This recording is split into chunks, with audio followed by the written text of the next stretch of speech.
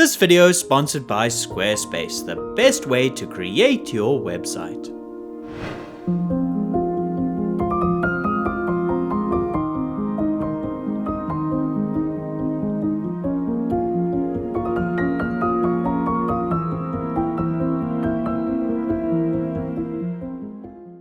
In the early days of cinema, while the very medium was still being shaped, breakthroughs were achieved by bold artistic visions and practical innovations.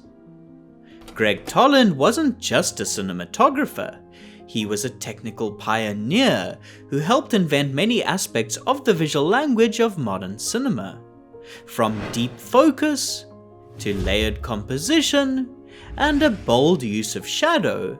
His innovation shaped how stories are told on screen, creating a style that still defines the look and feel of cinema today.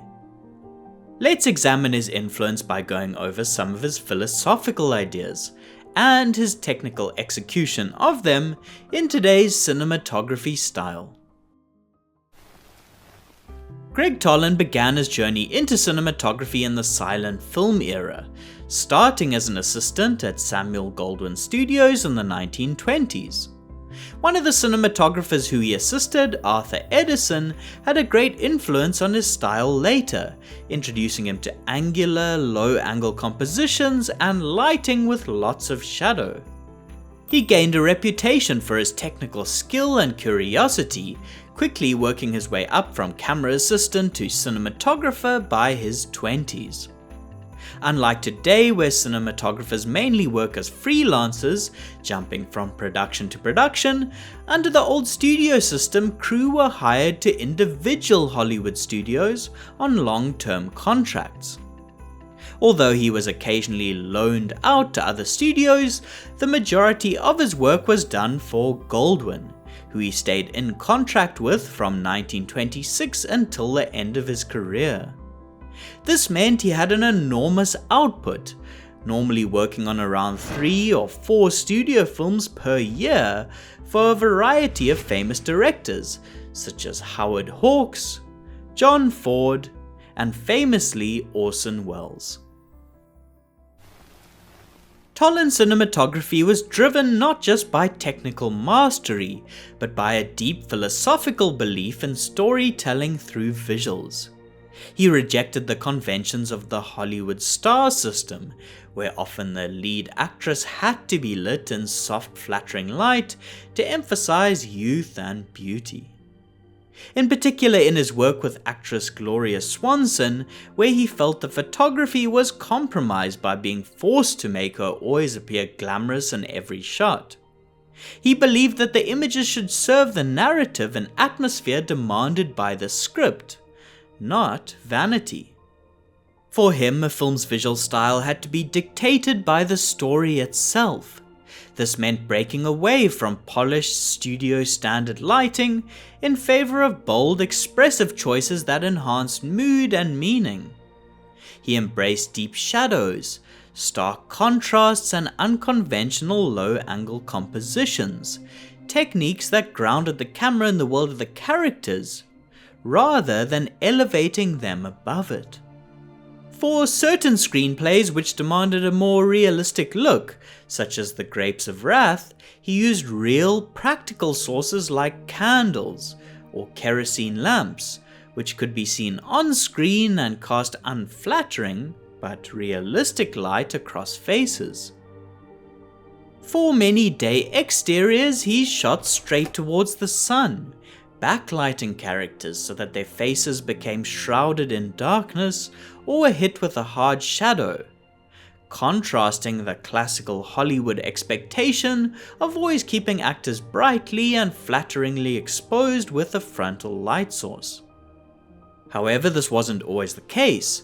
For some stories, like Wuthering Heights, which had scenes with a more romantic, soft, fantastical tone, he adapted the cinematography, using soft light, defocused backgrounds, and a diffused, dreamy look, saving low angles and deep shadows for moments in the story which warranted a darker tone.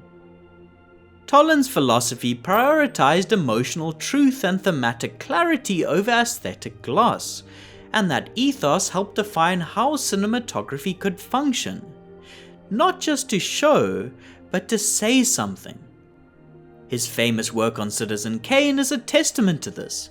The use of low angles and dark, moody lighting accentuated the idea of power and its corrupting influence, showing that photography could be used to emphasize ideas and themes rather than merely using stock standard flattering but flat light and neutral camera angles. To elevate his photography, he used many groundbreaking techniques, like wide-angle lenses and a deep depth of field. But before we get there, I'd like to thank Squarespace, today's sponsor. Setting up a website may seem a tad intimidating, but what I like about Squarespace is that they make the design process super simple and intuitive for your average person like me. You can build a beautiful personalized site by selecting options recommended for you by their Blueprint AI. You can easily integrate your video work into libraries or organize images from your portfolio into galleries. Check out squarespace.com for a free trial, and when you're ready to launch your site, go to squarespace.com/indepthcine to save 10% off your first purchase of a website or domain. They say that necessity is the mother of invention. This was definitely the case with much of Toland's breakthroughs in cinematography, even from his earliest work on a 1928 short film. The prevailing lighting style of the time was to fully illuminate actors with a classic 3-point setup, which used a strong frontal key light and fill light to brightly illuminate the face, and a backlight behind the subject to separate them from the background, basically surrounding the characters with light from all sides. On the micro-budget short The Life and Death of 9413, Toland was initially promised 2 lights. However, when one of them burned out before shooting had even started, he had to make do with only one 400-watt bulb. He used this bulb to sidelight his characters, sometimes even from a low angle, which threw shadows across their face and kept the background dark and moody. This single source chiaroscuro lighting technique, where he pushed light from one direction so that shadow dominated the image, which was perhaps inspired by German expressionist silent filmmakers, is something he'd often push in his later work, at times taking it even further by positioning his single light source behind his subject to completely backlight and silhouette them, using haze to accentuate the direction of the light beam. Rather than always using a shallow depth of field to show the audience which part of the frame to look at, he used shadow and light as his tool for directing the audience's gaze. It often created pockets of backlit shadow which characters would walk through before finally landing in a pool of light. This idea of underexposing parts of the frame and letting actors' faces get engulfed in shadow went against conventions of the time, but is now a cornerstone of contemporary cinematography. Another way that necessity helped shape his lighting technique happened on Citizen Kane. Most studio movies of the time, which were filmed in sound stages, used sets without ceilings and overhead trusses which they could attach frontal high-angle lights to, which would often create quite a flat frontlit look. On Citizen Kane, they planned to use many low-angle shots where the camera was positioned below the eye level of the actor, tilted upwards. This meant they needed to add ceilings to the sets. Toland therefore abandoned the idea of overhead lighting, in favor of placing his lamps on stands directly on the floor. This meant he'd do things like push light sources through set windows, or motivate his lighting by using practical light sources like bedside lamps. He used twin arc broadsides, which were high output carbon arc lamps. These were bright enough that they could provide enough light even when placed far away outside of the set. He supplemented these with various incandescent tungsten spotlights, 2K Fresnels that they called juniors, and 5Ks which they called seniors. There were two main reasons he needed to use such powerful sources. Firstly, the stocks that he was shooting with at the time were extremely slow by today's standards. The fastest available black and white film on the market, Eastman's Super XX, had an ASA of merely 64, when compared to today's cinema cameras which on average come with a native ISO of at least 800. These extra 3 1/3 stops meant Toland required around 6.5 times more light than modern cameras would. Although he did occasionally use Technicolor film on some musicals, which color was usually reserved for, he disliked it, partly due to the technical limitations of the two-color green and red negative process, which couldn't capture blues, purples and yellows, and partly because he preferred to work in monochrome on more dramatic subject matter. The second reason he needed a lot of light was due to a technique he started to push in many films in the later half of his career, shooting with a deep depth of field.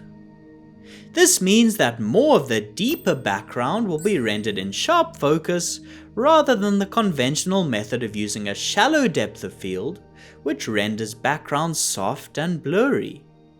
To do this, he often stopped the lens down to f8, f11 or even f16. Each time he stopped down the aperture, he needed to double the amount of light to expose the image correctly, hence why he needed many powerful carbon arc sources. To further aid in creating deep depth of field shots, he regularly used wider focal length lenses, especially a 24mm, instead of the standard 50mm lens which was often used at the time. This allowed him to photograph actors sharply in both the foreground, middle ground and background of the shot, allowing them to move around the frame clearly in focus so that they could play out shots in longer takes, eliminating the need to cut to a variety of close-ups, which filmmakers shooting standard coverage would usually do. This deep depth of field also allowed him to keep objects in the foreground, such as text, sharp, while also holding focus on actors in the background. This comes back to his philosophy of using the photography to give the audience information and better tell the story. Using a wide-angle 24mm meant that he needed the camera to be nearer to actors to get a close-up.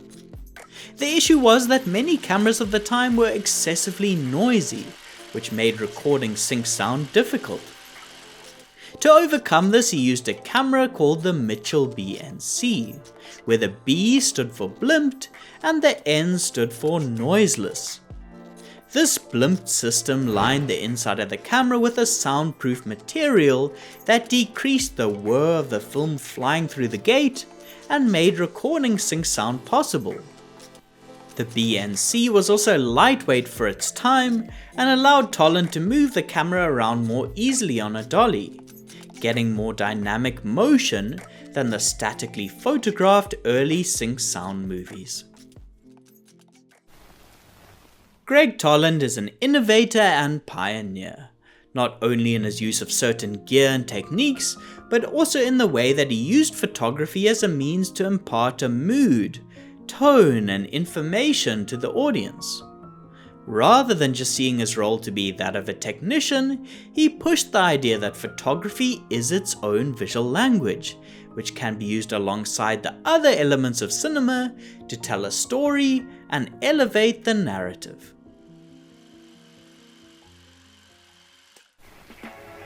Hope you enjoyed the video. As always, thanks to all of you for supporting the channel by watching, commenting, and to those that get the videos early on Patreon.